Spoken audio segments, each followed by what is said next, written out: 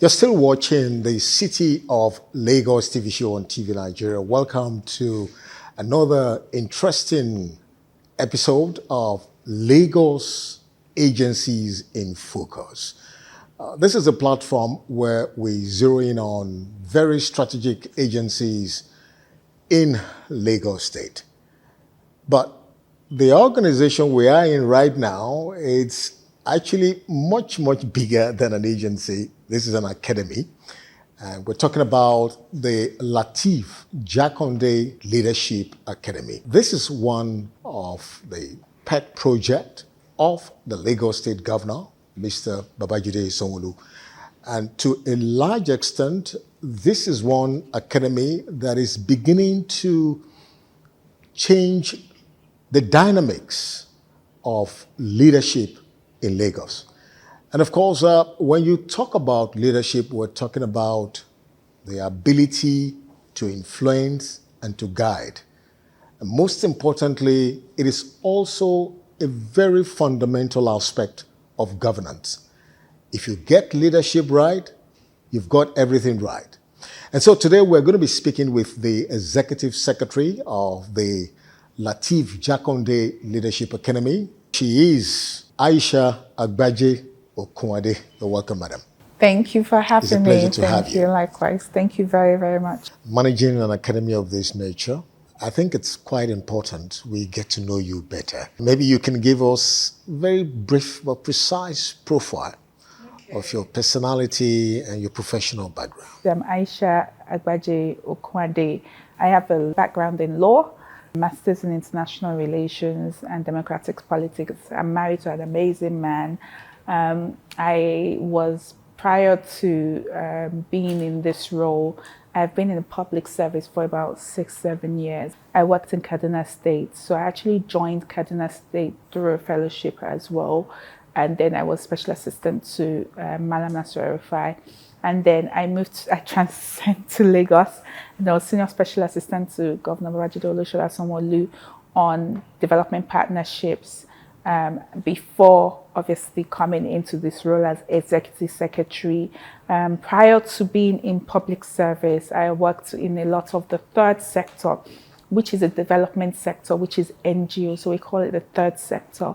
So I worked in places like Tanzania. I was also an associate at the International Citizen Service, which is a UK government organization in partnership with DFID, whereby we just literally integrate young people that have been marginalized for a long time and also troubled, or more or less they just need guidance, which is a bit of what we do here. So this is not my first rodeo at young people and managing young people. I have professional certificates from Harvard, Cambridge, and many more.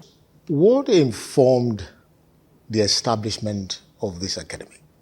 So that's a question for Mr. Governor, but I would attempt to answer by all means. I hope I can do it as much justice. So I believe that when we look at Nigeria today, you ask what has been our major problem. Most people would likely say leadership, and it's that gap in leadership that informed the creation of this academy. That's number one. Also, secondly, you have the great Alhaji LATEEF JAKANDE, who was a transformative leader of Lagos State for a term. And he was able to do so much and embodies great and strong leadership ideals that are very beneficial to the citizens. And Mr. Governor thought, why not also name this after him and also some of those values? Because they're not just centered around him alone. They are values that exceptional leaders should carry in order to be able to take a country from maybe a third world to a first world, or to transform the life of citizens. Because being a leader, it's not an acoustic situation. It's an orchestra. It has different dynamism to it. It has values, it has commitment, it has integrity, different moral values that you need to carry in order to be a good leader. Empathy, and many more. The academy is obviously created to teach young people a lot of these things and a lot of the fundamentals of leaderships, particularly as they slowly rise to the call of leadership in their various community. Who passes the baton on to say, okay, this is how I've done it. The journey is always easier when you have people that have done it already tell you how it's done, and it's always smoother, it's always easier. And I think it's a privilege we all enjoy. Someone has passed something to us that has made our journey worthwhile. And LATEEF JAKANDE Leadership Academy is doing that much more holistically and in the vision of Mr. Governor Babajide Olusola. Quite interested. Now, to become a fellow of the academy involves undergoing a structural process. So can you give us an insight into that structural process? In order to bring in a fellow, we have our website, www.ljla.academy, and we open our portals. So they go through the portals whereby you put in your application or your expression of interest rather. So we call it the EOI, whereby you put that in, and looking after the EOI, then we select you to see if you've met the eligibility criteria. And our eligibility criteria is pretty simple. It's just be Nigerian, be between the ages of 25 to 35, have at least 2 years working experience, and also have your NYC certificates or even an exemption. So we then take you to the next stage, which is a computer-based test, which comprises of an aptitude test, numerical, logical reasoning, and general knowledge. And it just the odd stuff that you use for graduate internships or graduate entry-level jobs. Yeah, so that's basic. And then if you do scale through for that, so we recently introduced the essay writing, whereby we ask you on a topic and we ask you to write critically to test your writing skills. We actually have an independent committee that does the selection. And then once they've selected their final 50, then proceed to also, we actually do an interview. But because we also understand everybody's in different parts of the world, so what we do is we get you to send in a 3-minute video of yourself explaining why you want to join the academy. And Mr. Governor watches everything. And with Mr. Governor and the medical committee, they pick the final 30. Prior to introducing that, we're doing the assessment center, whereby you come to the assessment center, which we also hope to reintroduce again in the next cohort. So it's a very meritocratic process. It's also quite rigorous, because also when you join the academy, it's like you're doing 2-3 masters in one. So what are the various diverse areas of leadership training offered by the academy? We have a partnership with Lagos Business School. So all our cohorts, they do a course, an executive course with Lagos Business School on macro and microeconomics. And also there's something called the McKinsey 7S. So they take us through that. So it's a fully certified course. We have leadership seminars whereby we dive in deep on different leadership attributes. So learning from the Martin Luther King to Lee Kuan Yew, to even the Awolowas, to the Jakandes, to Sanwo-Olus.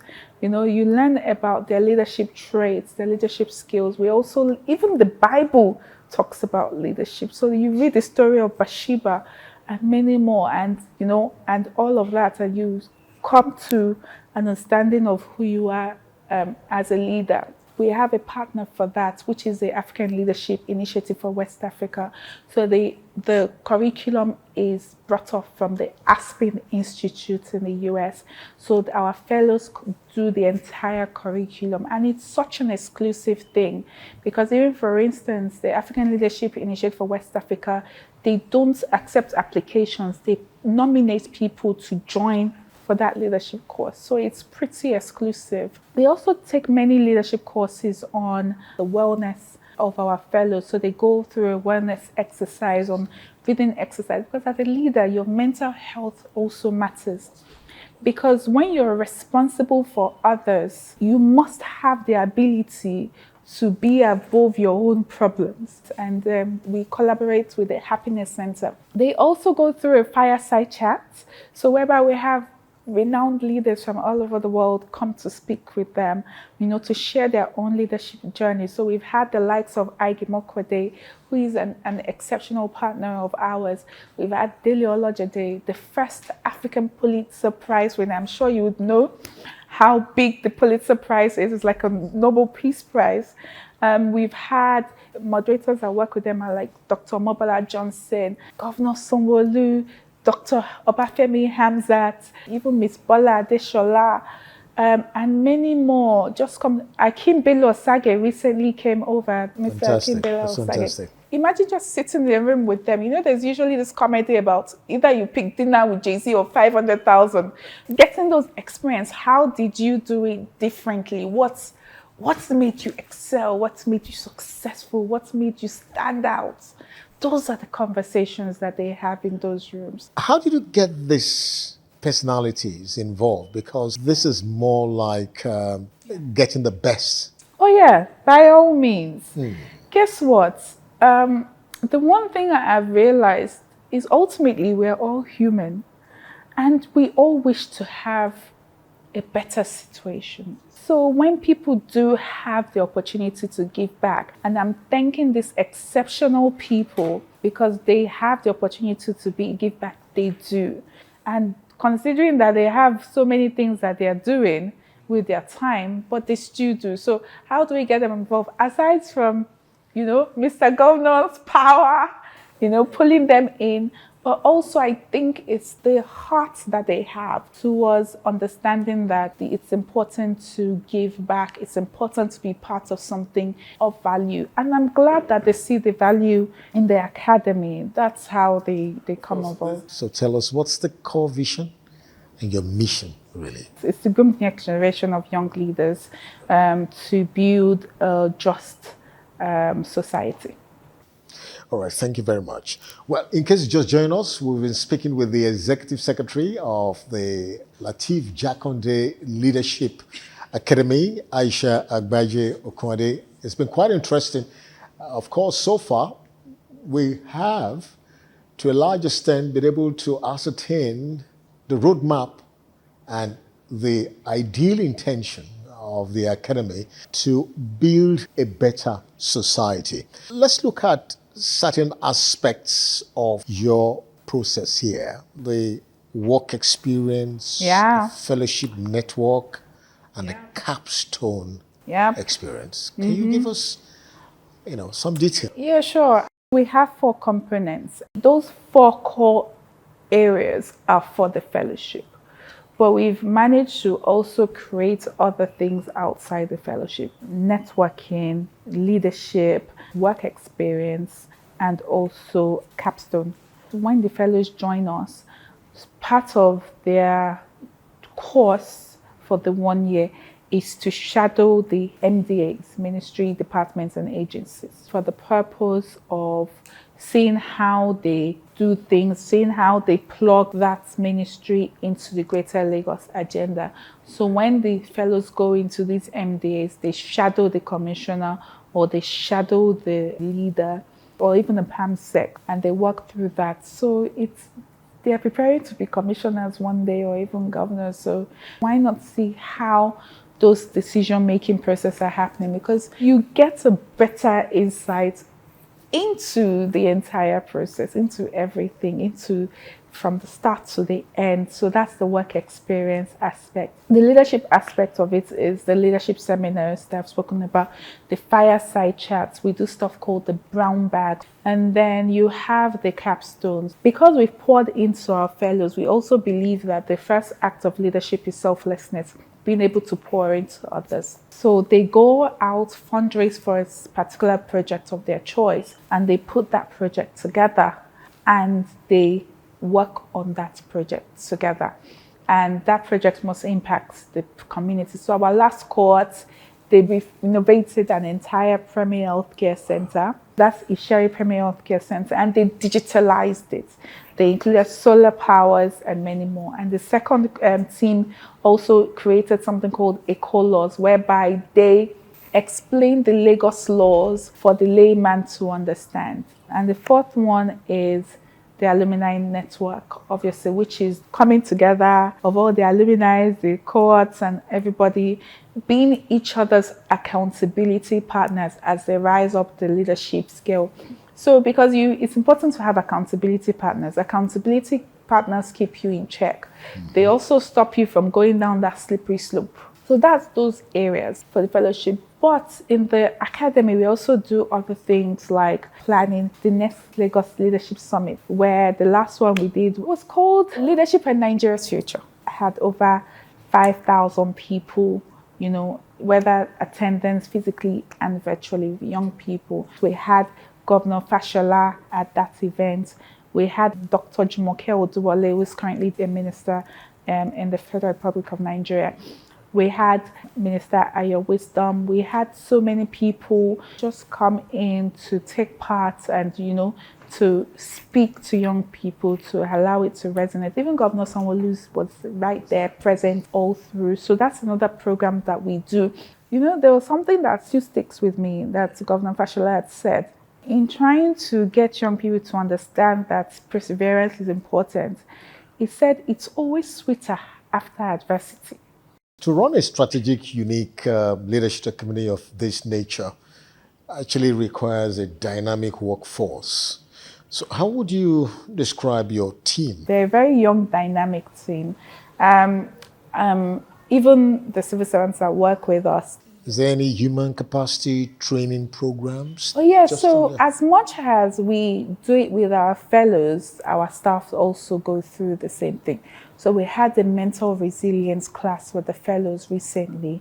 So our staff also went through one just to help them with the mental resilience. And, it's one thing to tell a story of LATEEF JAKANDE Leadership Academy, but you can't tell it without the staff.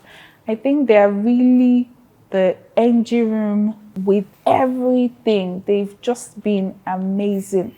Transparency, integrity, professionalism, empathy, and commitment. And that's been our major drive in whatever we do. And everybody's embodying. And it's been a journey of growth. And I always say something that I see everybody's growth and it's so tangible. I could nearly hold it, physically feel it. And I appreciate that. So with respect to the Themes Plus agenda of Mr. Governor, has the Academy been able to live up to the philosophy of the Themes Plus agenda? It's very straightforward to situate ourselves in the Themes Plus. But I would be overshooting if I said that it's been an easy journey. Because when it comes to the action, and making sure that we are doing everything by books and making sure that we are actually impacting as much as possible. That would be another success matrix that we essentially need to look at. But in terms of situating ourselves, we situate ourselves in everything, as a matter of fact. Transportation, economically, health. I think though it's young people focused, they are the ones bringing innovative ideas. So even our cohort is always filled with young people. Different professionals, young doctors, 50% of the world is young people. So it's important that you literally also just create spaces for young people because they are the ones that take over tomorrow. Quite candidly, I believe the plus is what applies to us the most, which is the young people. It's a fast-growing leadership academy. Are there challenges really? And how are you mitigating against these challenges? Oh yeah, there are challenges because challenges is with grooming. So when people also join the academy, they're not perfect. They have rough edges. And the process of grooming is that you have rough edges, but we can also clean it up to be versatile, to be accountable, to be simpler, to be well-rounded. We can do all of that. So the challenges comes from cleaning up those rough edges to be able to, move from different battlegrounds to the other. Because as leaders, the battlegrounds differ every day. So the battleground can be your office today. It will be somewhere else. So you must be able to have that translucent, rather, or if that's the word, just move and have that diversity of just moving from one base to the other. The academy has been 2 years now? Yeah, nearly 2 years, yeah. I just wanted to encapsulate to say, wow, this is what we have achieved. It's been very vast, like a lot of human capital development is not instant. It's a slow transformation, but it's a worthwhile transformation. But the obvious ones are Mr. Governor graduated our first course last year. They came out at the end of the tunnel with lots of lights. A lot of them are in key positions right now. So we have one that was recently appointed as Senior Special Assistant to Mr. Governor. I think we have two that joined the service. Thankful to Mr. Governor. Mr. Aigi Mokwede recently sent two alumni on a standby course at Access Bank. I know quite a few of them that are placed in key positions, which gladdens my heart. They also go on international policy trips. So our last cohort went to India. We had a fantastic time in India. We met additional secretaries, which are like sort of PAMSEC ministers. Why India? Because Mr. Governor believes that India has very similar components to us in terms of population, in terms of diversity, in terms of culture, and we're the most populated black nation in the world. And I believe number 7 in the entire world. As also, there's a population, I wouldn't say a crisis, but there's population similarity there.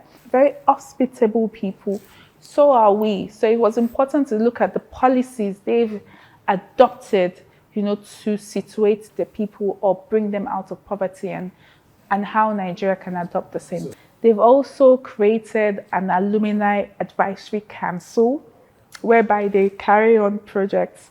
They recently had a project called Flag Up Lagos. It was one of the policies they saw with India. In India, you go there, you don't have to ask, what does your flag look like? Everywhere on the streets of India, images of their flag, whether it's light, so it's white, orange, and green. So they wanted to adopt the same thing to say, okay, let's have green, white, green everywhere. So they've started that project. So that's a major achievement, particularly for me, because it aligns with what we're trying to do in terms of bringing everybody together for the purpose of continuity.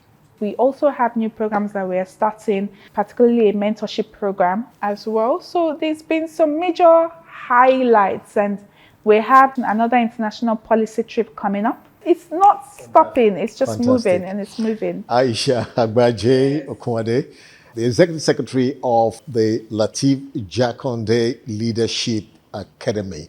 It's been a fantastic and encouraging story, because building a leadership conscious society for a cosmopolitan city like Lagos is quite paramount and very, very important. Of course, we've been able to also ascertain the fact that there are bigger plans ahead. And of course, that brings us to your future projections. What are the future projections and plans to solidify the vision? Thank you for that, because we currently have our law at the House of Assembly, and it's currently at the 3rd reading. And we're really grateful to the leadership of the House of Assembly, for their support thus far. So that's a future plan, gazetting. And as the governor continues to build this legacy project for the betterment of Lagosians. For an academy of this nature, it is quite important you have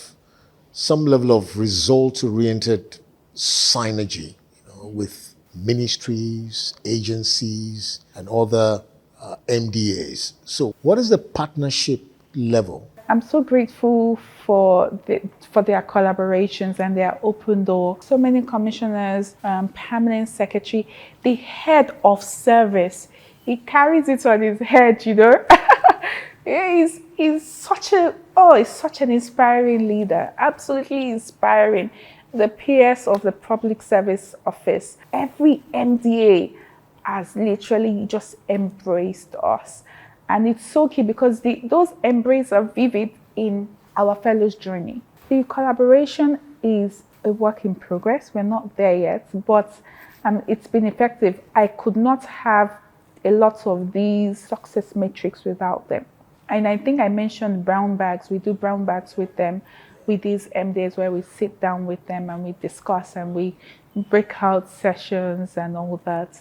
So the collaboration has been really something else, and I'm thankful for that. We're just focusing on building that, because the way we build with the MDAs is also the way we build with our mentors, is the way we build with our moderators, is the way we build with our fireside chats discussants, you know. So we are building. We are building.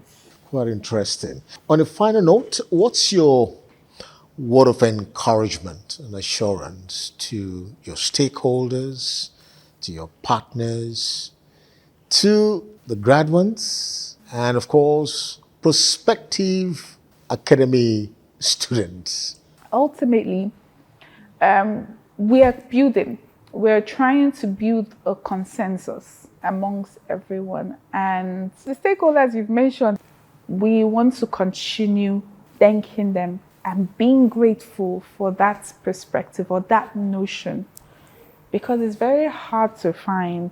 I live on the quote, I come as one, but I stand as 10,000, which means I represent those that have come before me, I represent those that are currently with me, and I represent those that will come after me. So there's been selfless leadership, and in our partners, they've offered selfless leadership, and I can only tell them to continue. But because that's inherently who they are, and it's for a better society for all of us. Prospective fellows, see you at the top. Aisha Agbaje Okunade, thank you very much for coming on the City of Lagos TV Thank show. you for having me. And of course, I want to say, I wish you all the best. Thank you. Keep the flag flying. Don't leave any stone unturned. So, your final shot. 2 Nigerians, 2 Lagosians. Together we build. It's not one person. Together we build. Thank you very much for coming on the program.